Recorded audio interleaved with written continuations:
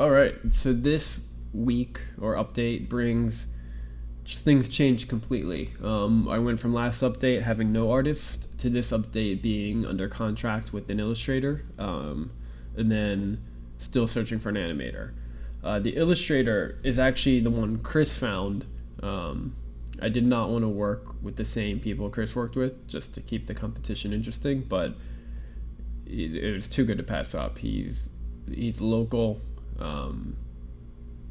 He's super hardworking. The type of we get along with him. He can do two different styles for each of us, so we won't look like we have identical games. It goes on and on. It was just too good of a fit to not do just because. And then so that happened so fast that we jumped into starting. I spent a week with him during this update. And during that week, we tried to get one of the maps done. The base map, the castle spawns, and then each changing spawn throughout the game. And the timing and the workload is good for the scale. I think in my budget, I'll be able to make it work. The problem is the amount of change needed, because something that you think would work when you actually play it doesn't work. So I just wanted to take time this update to talk about three of those issues of where I'm going to have to change the art to fix gameplay things that didn't work out. So let's take a look at that. Alright, so I just wanted to give an example of three of the things that I'm trying to fix right now. One is, so let's look at materials. If you upgrade this center unit 3 times, you can see the fort being constructed. It remains wood the whole time. So whereas the castle, when it's upgraded, it goes from wood to stone to marble. So there's no direct link saying that, oh, this is level 3 and this is level 3. The only way right now that you can tell something's level 3 is the flag. Let's do another spot, for example. The flag will get 1 bar under it, and then 2 bars under that. And I have plans to make that more elaborate, but the flag itself, but I don't know if that's enough. You'll also notice like red banners and streamers for level 3. So that's the only real indicator.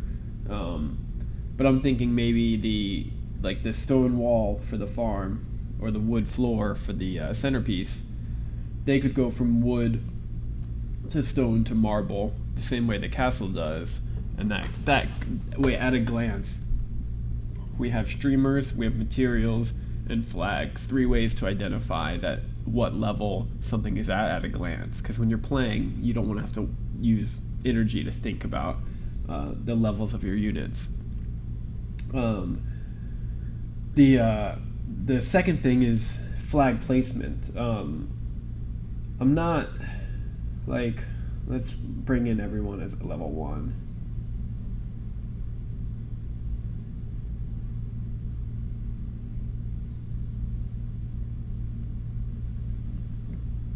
So if I feel like the purple flags and the green flags are the trouble area. I think the red flags, it's clear that those flags belong to those archers. The green flag, it could easily belong to the guy on the roof or any of the 2 units standing near it.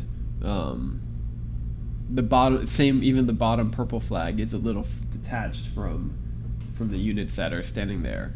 The problem is that you can't, the flags can't cover the action. They have to remain out of view of the actual action going on, so that the combat can be seen. So I need to brainstorm ways to tie in the flags more. Some initial thoughts are putting them on a little pedestal drawn into the environment by the illustrator. That pedestal could even change from wood to stone to marble to reinforce that tie. And then if it's designed as part of the environment, I'm hoping there's no question, and it'll allow me to put custom flag placements instead of the illustrator drawing something and then me placing a flag on top. So anyway, that needs some experimentation. We'll see how it goes. And then the last issue I'm trying to address is color. Right now, the initial idea is that the map would be muted, and anything of importance would be either saturated or just a brighter color to make it pop. But right now, there's the flags pop, which is important when you're setting things up. But once you've set them up, they don't really need to pop anymore. They just become distracting. So I'm gonna play with different flag colors. Do they even need to be different colors? Or is the icon enough to distinguish? Or the icon and the shape, even if you see each flag has a slightly different shape. And if not, and then should the streamers be a bright color and the units? Do the units need to be a bright color to actually help with gameplay? So these are kind of all trial and error things until we see it on the screen. I don't know. The hard part about this is that it costs money. In this case, it cost. I'll probably end up throwing 4 to 8 hours of work away, or not away, but repurposing it to fit gameplay challenges. It's a lot harder than I thought, to make something work on the screen that's in your head in a friendly way, and you start wanting to avoid other cliches found in games, or avoid cartooniness or obvious things, and try to make it realistic. But you can't sacrifice usability, so that's what I'll be working through. The other interesting financial aspect is trying to find an animator.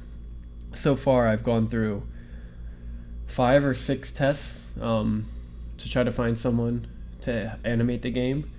I might have found someone. It's going through some details now, but that alone, it's probably about $1,000 of budget that is just gone, because you need to find the right person. You can't just settle, but to do these trials you have to pay. So that part is not it'll be much easier when you have a contact list of animators and illustrators that you trust and can work with. And I don't. There's no shortcut to get there, but that's what I'm going through. But anyway, other than gameplay issues and just finding an animator or finding an art style that works, everything else is good and fun. It feels real. So, yep, that's it. Until next update.